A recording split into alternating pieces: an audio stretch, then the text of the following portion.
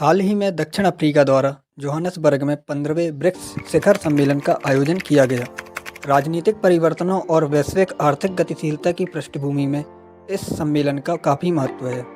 बात है साल 2001 की, जब ब्रिटिश अर्थशास्त्री जिम ओ'नील ने ब्राज़ील, रूस, भारत और चीन की 4 उभरती अर्थव्यवस्थाओं का वर्णन करने के लिए ब्रिक्स शब्द गढ़ा। इसके बाद साल 2006 में ब्रिक्स विदेश मंत्रियों की पहली बैठक के दौरान इस समूह को औपचारिक रूप दिया गया। दिसंबर 2010 में दक्षिण अफ्रीका को ब्रिक्स में शामिल होने के लिए आमंत्रित किया गया था, जिसके बाद इस समूह ने अपना नया नाम ब्रिक्स को अपनाया। विशेष रूप से यह शिखर सम्मेलन वर्ष 2019 में कोविड-19 महामारी के बाद पहली व्यक्तिगत बैठक है। ब्रिक्स में शामिल देशों की सदस्य संख्या 5 से बढ़कर 11 होने के उपलक्ष्य में 15वें शिखर सम्मेलन का आयोजन किया गया। यह इसकी वैश्विक स्थिति को बेहतर बनाने की दिशा में एक ठोस प्रयास को दर्शाता है। मिस्र, ईरान, सऊदी अरब, संयुक्त अरब अमीरात, इथियोपिया और अर्जेंटीना के ब्रिक्स में शामिल होने से मध्य पूर्व, अफ्रीका व दक्षिण अफ्रीका में इस समूह का प्रतिनिधित्व बढ़ गया है। इस शिखर सम्मेलन का काफ़ी महत्व है, क्योंकि वर्ष 2022 में यूक्रेन पर रूसी आक्रमण के बाद से वैश्विक स्थिरता और सुरक्षा प्रभावित हुई है। ऐसा माना जाता है कि ब्रिक्स में होने वाली चर्चाएं पश्चिमी विरोधी दृष्टिकोण रखती हैं। यूक्रेन संघर्ष पर रूस को अलग थलग करने के प्रयासों के बीच ब्रिक्स के विचार विमर्श का महत्व बढ़ गया है।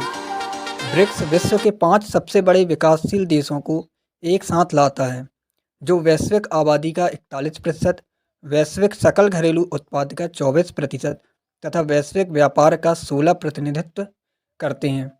फोरम की अध्यक्षता ब्रिक्स के अनुसार सदस्यों के बीच प्रतिवर्ष परिवर्तित की जाती है, यानी बी से ब्राज़ील, आर से रसिया, आई से इंडिया, सी से चाइना और एस से साउथ अफ्रीका।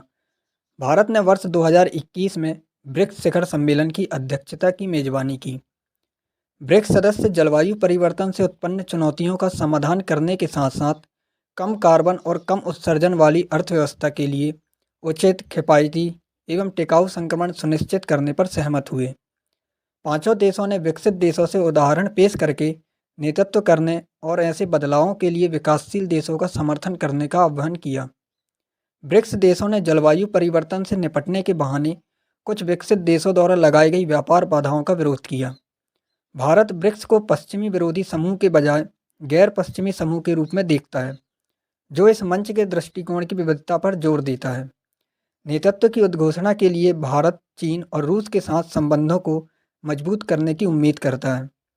भारतीय प्रधानमंत्री ने अंतरिक्ष प्रौद्योगिकी और अनुसंधान के क्षेत्र में सहयोग को आगे बढ़ाने के लिए ब्रिक्स अंतरिक्ष अन्वेषण संघ स्थापित करने का प्रस्ताव रखा। भारत ने लुप्तप्राय बड़ी बिल्लियों की सुरक्षा के लिए अंतर्राष्ट्रीय बिग कैट अलायंस के तहत ब्रिक्स के देशों के सहयोग का आह्वान किया। विस्तारित ब्रिक्स 11 एक कम सुसंगत समूह है।